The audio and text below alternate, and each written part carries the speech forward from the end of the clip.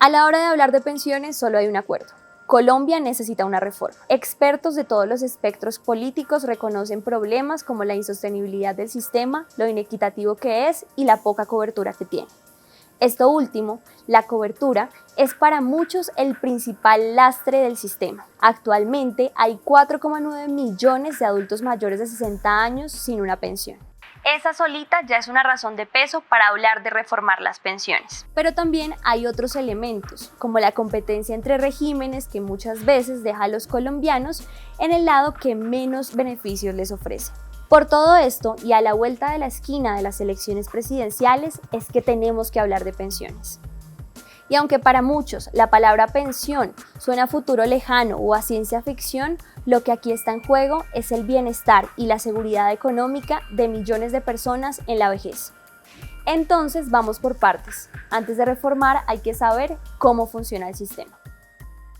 En Colombia no tenemos un sistema único ni homogéneo de pensiones. Después de la Ley 100 tenemos 4 regímenes.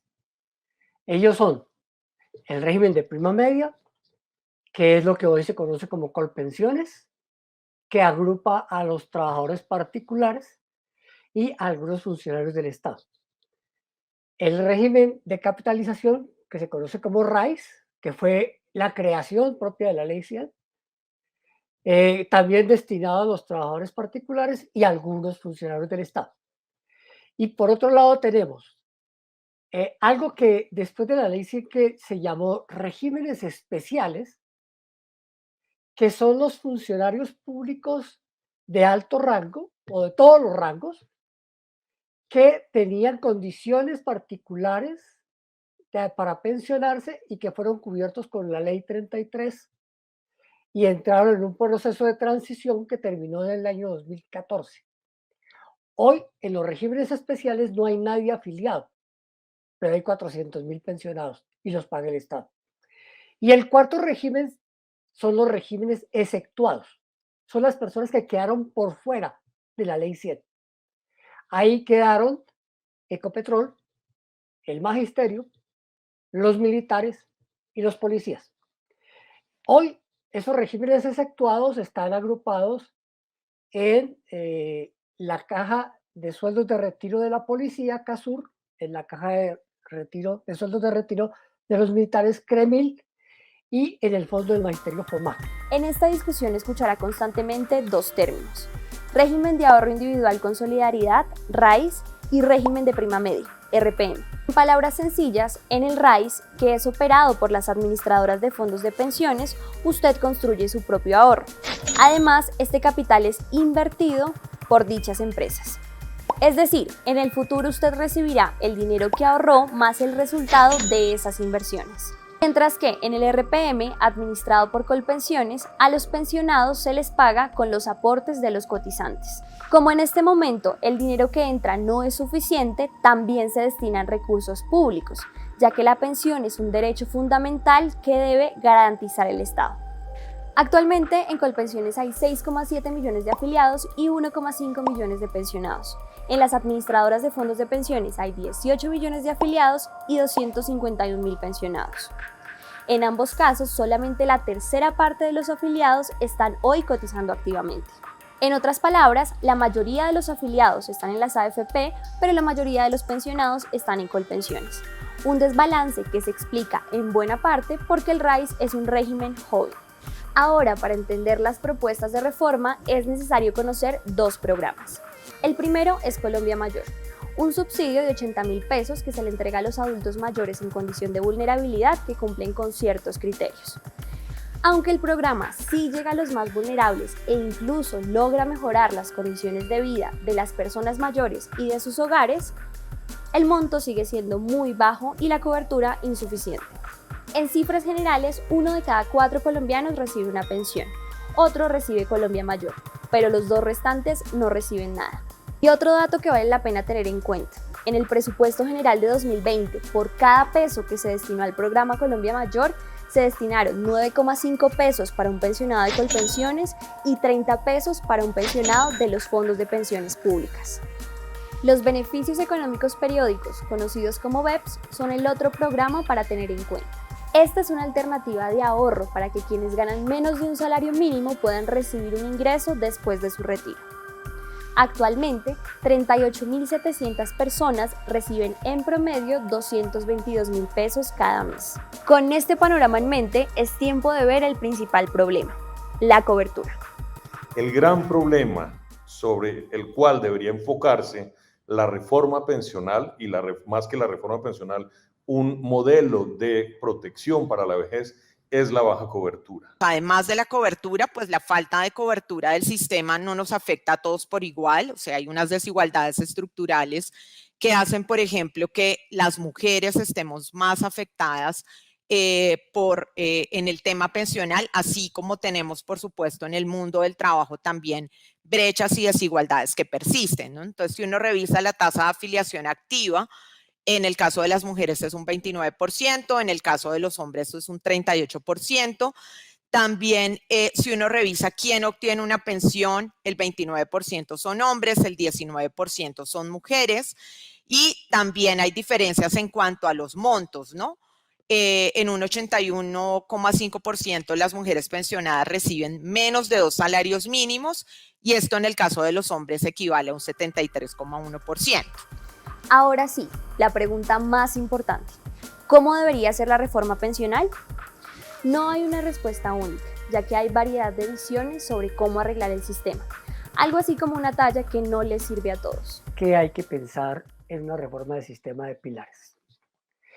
Es claro que el primer pilar es el pilar subsidiado, es decir, el no contributivo. Ese pilar subsidiado debe fortalecer Colombia Mayor como un subsidio total. Ahí la discusión es cuál va a ser la cifra, cuál sería el monto que se les pagaría mensualmente a las personas, y que no quede condicionado al clientelismo político que hoy tenemos en Colombia Mayor. Segunda alternativa: los que cotizaron y no cumplieron los requisitos para pensionarse. Eso no puede ser una devolución. Aquí lo que hay que pensar es en el subsidio parcial, lo que hoy es BEPS, llevarlo a que todos aquellos que no completaron recursos, eso que ahorraron se convierta en la base de una pensión que el Estado subsidie parcialmente para que tengan un ingreso permanente y no una devolución para que se lo acaben en unos años, con la discusión de que es que Raíz devuelve más y que Colpensiones. No, el objeto de un sistema pensional es pensionar, no devolver plata. Entonces, para ese régimen subsidiado, ese primer pilar, están las dos cosas: subsidio total y subsidio parcial. El segundo pilar es el régimen contributivo. En el régimen contributivo la discusión es si el régimen de prima media y el de capitalización deben competir, y lo que está demostrado en Colombia es que competir no le ha funcionado al país. Debe ser complementario. Y entonces aquí viene la discusión. La base es el régimen de prima media y el complementario el de capitalización. Viene la discusión de cuántos salarios mínimos sobre cuántos salarios mínimos en uno y en otro. Y el tercero es el régimen voluntario, el tercer pilar. El que quiera algo más lo hace cotizando voluntariamente. Esa es la propuesta general para poder ampliar cobertura. La reforma pensional debe satisfacer ciertos objetivos. El primero debe ser un sistema, debe fortalecer, y esa es la principal prioridad, fortalecer los esquemas que llamamos aquí no contributivos para aumentar la cobertura de la población actual que no está pensionada. En su orden correcto sería aumentar la cobertura a más personas no pensionadas que se encuentren en vulnerabilidad de pobreza y aumentar el monto para todas las personas cubiertas. ¿Listo? Ese sería el primer elemento.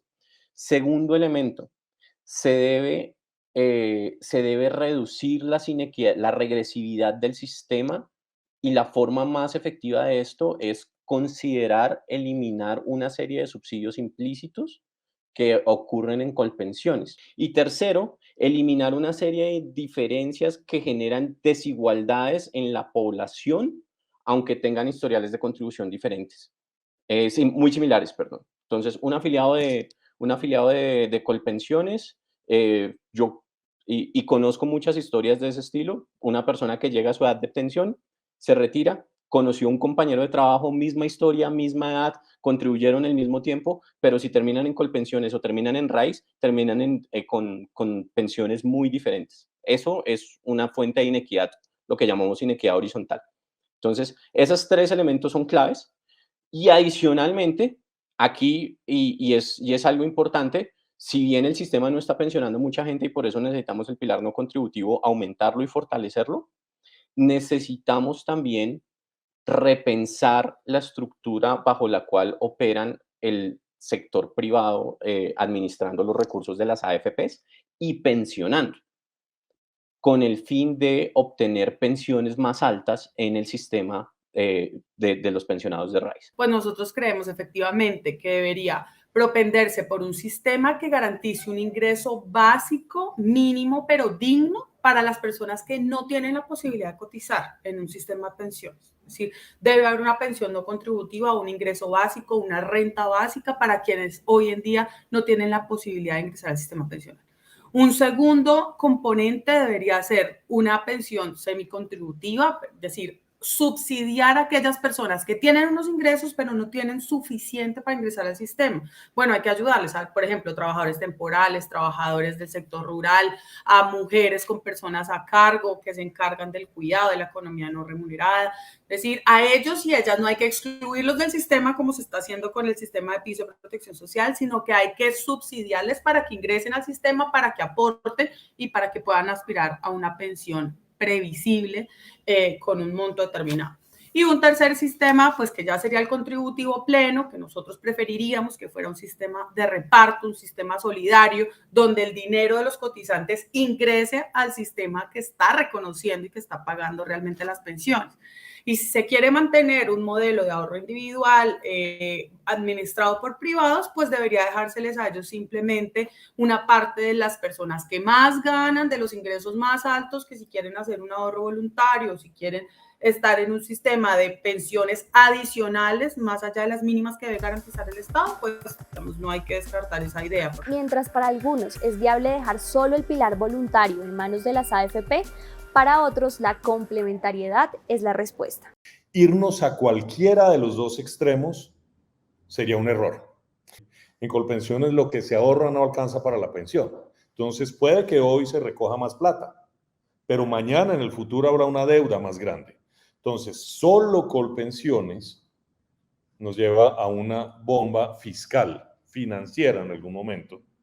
Solo ahorro individual, como la pensión, a diferencia en Colpensiones, donde depende del promedio del salario, independientemente del ahorrado. En ahorro individual depende del ahorro y el ahorro es bajitico. Lo que tenemos, si nos vamos solo a ahorro individual, es una bomba social, porque las pensiones son muy bajas. Por esto, esta complementariedad es muy importante. La reforma pensional debe ser una prioridad del próximo gobierno, del Congreso y de la sociedad. La administración del presidente Iván Duque aseguró que presentaría una reforma pensional, pero de eso solo quedaron promesas. Otro elemento que queda sobre la mesa tiene que ver con la importancia de atar la reforma pensional a una reforma laboral. Los expertos también coinciden en que la discusión sobre las pensiones tiene que darse de cara a la gente. No puede ser un debate a puerta cerrada con los congresistas.